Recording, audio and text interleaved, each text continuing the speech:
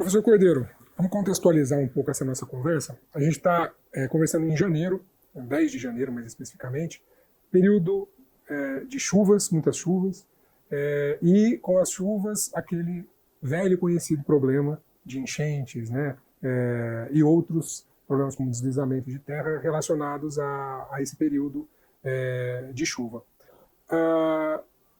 O saneamento, ele trata da questão do manejo das águas pluviais, das águas da chuva.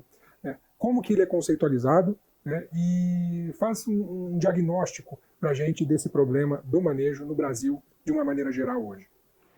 Bom, nós temos um marco legal hoje, desde 2007, que é a Lei 11.445, que definiu os 4 grandes subsistemas em relação ao saneamento básico, que seriam os sistemas de abastecimento de água, coleta e tratamento de esgoto, a questão dos resíduos sólidos, o manejo de limpeza urbana e a questão do manejo das águas pluviais.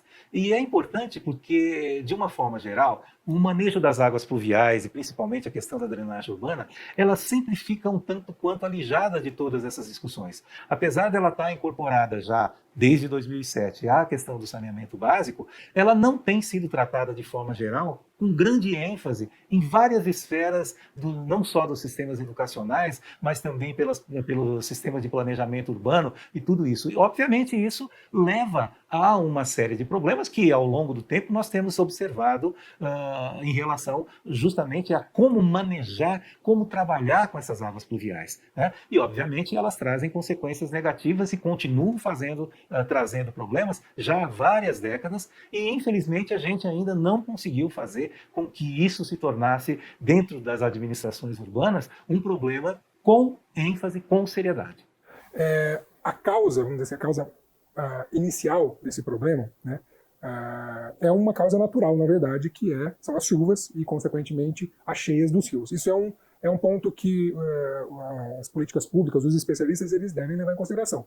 A chuva, a cheia do rio, e o grande problema é o modo como as cidades lidam com isso, né, ao longo do tempo. E, então o problema vem dessa articulação, ou dessa falta de articulação, de compreensão de um fenômeno que, no final das contas, é muito natural e esperado, né? Sim, se nós observarmos a história antiga, nós todos estudamos lá na história antiga a questão do Rio Nilo. O Rio Nilo se caracterizava por ser ainda hoje, né? Mas ele tinha um sistema em que ele tem praticamente 2 níveis, um nível de seca e um nível de cheias, vamos dizer assim, né? E o que acontecia? Ao longo dos períodos de inundação, né, ele fazia o quê? Ele ocupava um nível superior, fazendo com que as águas do rio se espraiassem através de suas várzeas, né? E faziam o quê? Fertilizavam todas essas áreas do rio para que posteriormente se pudesse plantar e fazer com que a agricultura fosse possível nessas áreas, né? Em função de todas as características que a gente tinha em relação à situação do Rio Nilo, né? Então é uma coisa natural. Nós deixamos de observar a natureza. Então, quando nós olhamos a natureza, nós temos 2 aspectos para serem trabalhados. A primeira questão é o ciclo hidrológico. Esse ciclo hidrológico ele se estabelece de forma intensa, com maior ou menor intensidade em regiões específicas, né? E a questão da bacia hidrográfica.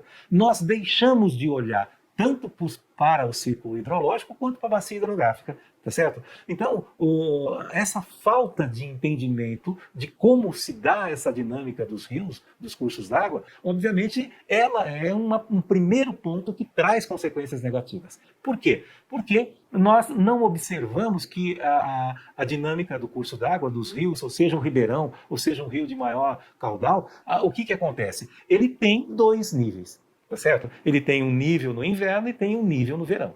Quer dizer, quando nós temos, principalmente no Brasil, um país de características tropicais e subtropicais, nós temos chuvas intensas ao longo dos anos, tá certo? Então, nós temos que observar isso de uma forma mais intensa. Se a gente observar, por exemplo, o que acontece nas épocas de inverno, não se toca praticamente nem a imprensa, quase ninguém, não se ouve uma discussão mais efetiva sobre como solucionar esses problemas.